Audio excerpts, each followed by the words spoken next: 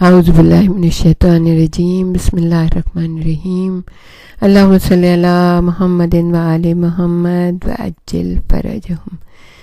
City of knowledge کے academy سے آپ کی بیبی جان آپ کے سامنے اچھی پیاری پیاری کہانیاں لے کے حاضر ہوئی ہیں۔ ہمیں امید ہے آپ لوگ سن رہے ہوں گے اور اس کو اور انجوائے بھی کر رہے ہوں گے۔ ہم آپ کو حضرت علی کی بہادری کے بارے میں بتا رہے تھے، کتنے بہادر تھے۔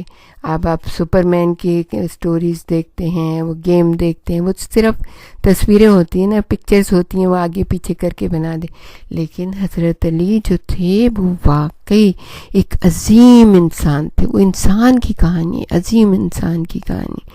اتنے بہادر تھے کہ وہ جس بھی جنگ میں جاتے تھے، جہاں بھی جاتے تھے، فتح یقینی بن جاتی تھی۔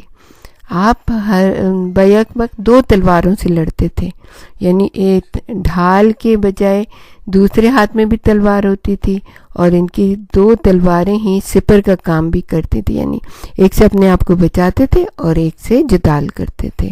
اور جب بھی کوئی بڑے سے بڑا دشمن بھی اسلام کو ختم کرنے کے لیے آتا تھا یا رسول اللہ کو ختم کرنے کے لیے آتا تھا، تو حضرت علی جو تھے اس پہ ٹوٹ پڑتے تھے، اور اکیلے ہی کتنے سارے دشمنوں کو واصل جہنم کر دیا کرتے تھے، اور رسول کے اتنا پروٹیکٹ کرتے تھے رسول کو کہ کبھی بھی اللہ کے رسول پہ کوئی آنچ نہیں آنے دیتے تھے۔ لوگ انہیں سیف اللہ کے لقب سے یاد کرتے تھے، یعنی اللہ کی تلوار کہا کرتے تھے ان کو۔ اور ہوا یہ کہ جب جناب فاطمہ زہرا کے لیے رسول اللہ نے بڑے بڑے بادشاہوں کے اور بڑے بڑے پیسے والوں کے رشتوں کو ٹال دیا، تو چند دوستوں نے حضرت علی سے کہا کہ اے علی، رسول اللہ آپ کو بہت زیادہ پسند کرتے ہیں، آپ اپنی قسمت آزمائی کیوں نہیں کرتے؟ اپنی بیٹی کے لیے آپ کا پیغام وہ ضرور منظور کر لیں گے۔ علی نے کہا، میں یہ جرأت کیسے کر سکتا ہوں؟ جہاں سے بڑے بڑے لوگوں کو جواب مل گیا، وہاں میری کیا گنتی ہے؟ میں تو ایک غریب سا آدمی ہوں۔ آپ کو پتہ ہے نا ہمارے مولا کیا کرتے تھے؟ ان کو گارڈننگ کا بہت زیادہ شوق تھا، اور اتنے بہادر تھے کہ اکیلے زمین کو کھود کے پانی نکال لیا کرتے اور بڑے بڑے گارڈن بنایا کرتے تھے، اس سے بڑے بڑے درخت کھجوروں کے لگاتے تھے، اور پھر جب وہ اس کی آمدنی ہوتی تھی تو جو غریب لوگ ہوتے تھے ان میں تقسیم کر دیا کرتے تھے۔ تو انہوں نے کہا، میں تو بالکل ہی ایک عام سا آدمی ہوں، میری کیا گنتی ہے؟ لیکن آپ کے جو دوست تھے نا، بہت جانے والے، حضرت سلمان فارسی تھے، مقداد تھے، ابو ذر تھے، یہ بہت چاہتے تھے، رسول کے صحابی تھے، لیکن حضرت علی سے بے انتہا محبت کرتے تھے۔ انہوں نے کہا، آپ غریب صحیح، لیکن رسول اللہ آپ کو چاہتے بہت زیادہ ہیں۔ دوستوں نے کہا، ہمارا خیال ہے وہ تو آپ کو پسند ہی کرتے ہیں، لیکن اپنے منہ سے نہیں کہہ رہے۔ آپ کا فرض ہے کہ پیغام دیں، چاہے وہ منظور کریں یا نہ کریں۔ علی ابن ابی طالب نے سر کو جھکا لیا اور سوچ میں پڑ گئے۔ ہاں، یہ تو بات ہے، رسول اللہ ہمیں پسند کرتے ہیں، یہ تو کوئی تعجب کی بات نہیں تھی۔ ظاہر ہے کہ علی کی بہادری کا ڈنکا دور دور تک بج رہا تھا۔ وہ خود اپنی صفات سے بے خبر تھے، اپنے بارے میں کوئی انہیں مغالطہ نہیں تھا۔ وہ تو ایک محنت کش آدمی تھے۔ انہوں نے ملک جو فتح کیے وہ اپنی ذات کے لیے نہیں کیے تھے، وہ اسلام کے لیے کیے تھے۔ ان کے پاس بھی کوئی بہت بڑا گھر بھی نہیں تھا، نہ زر و جواہر تھے، کچھ بھی نہیں تھا ان کے پاس، صرف کام کرتے تھے، اس سے جو پیسے آتے تھے اس سے اپنا گزر بسر کرتے تھے اور لوگوں کی مدد کرتے تھے۔ کھجور کے باغات لگاتے، جب وہ تیار ہوتے تھے تو کبھی کسی کو تحفے میں دیتے، کبھی غریبوں کی مدد کر دیتے تھے۔ اس وقت بھی جب دوستوں نے بہت زیادہ اصرار کیا نا، تو انہوں نے کہا وہ درختوں کو پانی دے رہے تھے، آپ بھی اپنے درختوں کو پانی دیا کریں۔ لیکن جب گرمی ہوتی ہے نا تو یہ بہت ان کو پیاس لگتی ہے، جیسے ہمیں پیاس لگتی ہے، کیونکہ یہ لیونگ تھنگ ہوتے ہیں۔ ہمیشہ ان کا خیال رکھیں اور درخت لگایا بھی کریں، پودے لگایا کریں۔ آپ حضرت علی کی تاثیر اور پیروی کریں۔ اگر آپ ان سے محبت کرتے ہیں تو ان کے جو وہ کام کرتے تھے نا، ویسے ہی کرنے کی کوشش کیا کریں، ٹھیک ہے نا؟ تو جب دوستوں نے کہا کہ فاطمہ زہرا کے لیے پیغام دینا آپ کا حق بھی اور فرض بھی ہے، تو راضی ہو گئے. پانی کا ڈول ایک طرف رکھا, گھر جا کر غسل کیا, اپنے ہاتھ کا دھلا ہوا لباس پہنا اور روانہ ہو گئے. اب یہ جا رہے ہیں جناب فاطمہ زہرا سے رشتے کے لیے. ابھی علی دروازے تک بھی پہنچے نہ تھے کہ اللہ کے رسول نے جناب ام سلمہ سے فرمایا. ام سلمہ آپ کو پتہ ہے نا, رسول اللہ کی زوجہ تھیں, مومنین کی ماں, اور بے انتہا محبت کرتی تھیں اہل بیت رسول سے. کہا دروازہ کھول دو ام سلمہ, ہمارا بہت ہی پیارا مہمان آ رہا ہے. آپ کو پتہ ہے نا, رسول تو دیوار کے پیچھے سے بھی اس طرح سے دیکھ سکتے تھے جس طرح سامنے دیکھتے ہیں. تو اللہ تعالیٰ نے ان کو بہت سارے معجزات عطا کیے. تو کہا دروازہ کھول دو, ہمارا بہت ہی پیارا مہمان آ رہا ہے. جب انہوں نے دروازہ کھولا تو دیکھا علی ابن ابی طالب کو شرمائے سے سر جھکائے کھڑے. مولا علی کی عمر اس وقت صرف 21 سال کی تھی, یعنی 21 ایئرز کے تھے. وہ ینگ تھے بالکل ہی. آؤ علی, اندر آ جاؤ, باہر کیوں کھڑے ہو, جناب ام سلمہ نے کہا. رسول خدا نے کہا. علی اندر آئے. ان کا قد اتنا لمبا تھا کہ ہر دروازہ چھوٹا معلوم ہوتا تھا. بہت بہادر, تنومند, بہت خوبصورت جوان, لیکن بہت گھبرائے ہوئے تھے. پسینے چھوٹ رہے تھے. ایک ہاتھ کی انگلیاں دوسرے ہاتھ کی انگلیوں سے پکڑے ہوئے تھے. موقع بڑا نازک تھا. رسول اللہ نے انہیں دیکھا اور دیکھنے کے بعد مسکرا دیے. ان کے طریق سے بھانپ گئے کہ علی کیا کہنے آئے, مگر انہیں علی کے منہ سے بات سننا تھی. مسکراہٹ روک کر پوچھا, یا علی کچھ پریشان معلوم ہوتے ہو, کیا قصہ ہے؟ علی تھوڑا سا کسمسائے, پیشانی سے پسینہ پوچھا. جی کڑا کر کے کہہ ہی دیا, یا رسول اللہ, میں آپ کی بیٹی فاطمہ زہرا سلام اللہ علیہ کے لیے درخواست کرنے آیا ہوں. رسول اللہ نے کہا اچھا, یہ بتاؤ مہر میں دینے کو کچھ ہے؟ آپ نے مسکرا کے پوچھا. یعنی ظاہر ہے کہ یہ تو ہم نے جہیزوں کی رسمیں بنائی ہوئی ہیں, ایسی کوئی رسم اسلام میں ہے نہیں. گفٹ آپ دے سکتے ہیں, آپ گفٹ دیں جو چاہیں, لیکن یہ جہیز وہیز جو ہے نا, یہ ہندوانی رسمیں ہیں, یہ نہیں نہ دینا چاہیے. رسول نے کیا پوچھا, مہر میں دینے کے لیے کچھ ہے تمہارے پاس؟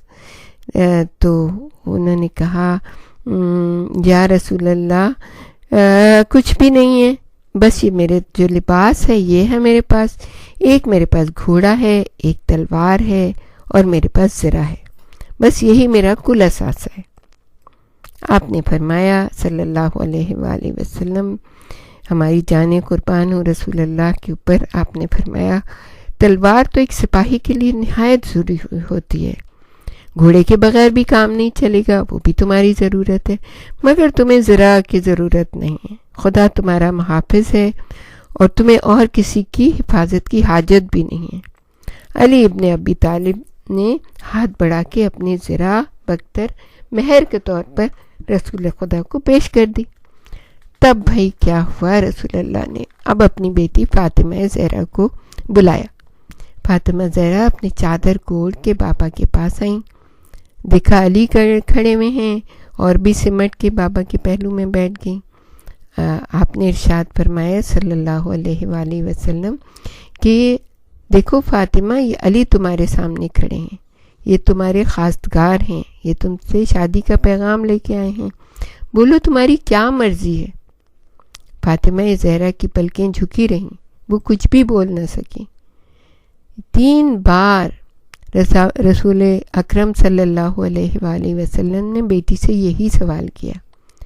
جب وہ خاموش رہیں تو کہا, اس کا مطلب ہے علی تمہیں پسند ہیں, تمہیں یہ رشتہ منظور ہے, شرم کی وجہ سے خاموش رہو. فاطمہ زہرا پھر بھی خاموش رہیں. بس رسول اللہ سمجھ گئے کہ دونوں راضی ہیں. آپ نے اپنے چند دوستوں کو بلا کے مشورہ کیا.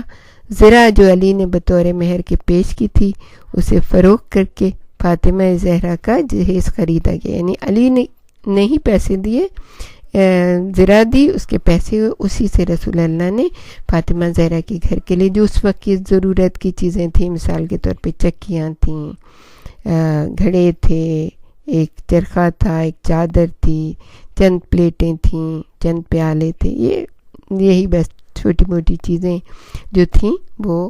اور پھر چونکہ رسول اللہ ہی علی کے بزرگ بھی تھے، باقی جو پیسے بچے ان سے ولیمے کی دعوت کا انتظام ہوا. آپ نے علی سے فرمایا، جاؤ علی، اہل محلہ کو اپنے ولیمے کی دعوت دے آؤ. علی گھبرا گئے، اتنا تھوڑا سا کھانا اور مدینے کے ہر خاص و عام کی دعوت. مگر دم بخود تھے، بولنے کی گنجائش ہی نہیں تھی. سوچا اگر واقعی اہل محلہ بلاوے پر آ گئے اور اہل مدینہ پورے آ گئے تو پھر کیا ہو جائے گا، بڑی شرمندگی اٹھانی پڑے گی. ہوں گے بھی نہیں، اتنا تو کھانا بھی نہیں ہے. لیکن رسول نے کہا تھا اور ان کو دعوت ذوالعشیرہ بھی یاد تھی، لہٰذا ایک ٹیلے پر کھڑے ہو کر بڑی دھیمی آواز میں پکارا، اے اہل مدینہ، علی ابن ابی طالب کے ولیمے کی دعوت ہے، شرکت فرما کر عزت افزائی کیجیے. علی سمجھتے تھے یوں ہولے سے پکاریں گے تو جو سنیں گے آ جائیں گے، جو نہ سن سکیں گے وہ نہیں آئیں گے. اچھا یہ ہے تھوڑے سے مہمان آئیں گے، کھانا بھی بہت تھوڑا سا ہے، کھا پی کے سب چلے جائیں گے. مگر بھائی ہوا کو جو شرارت سوجی تو علی کی آواز کو لے اڑی. گلی گلی کوچے کوچے یہ خبر پہنچ گئی.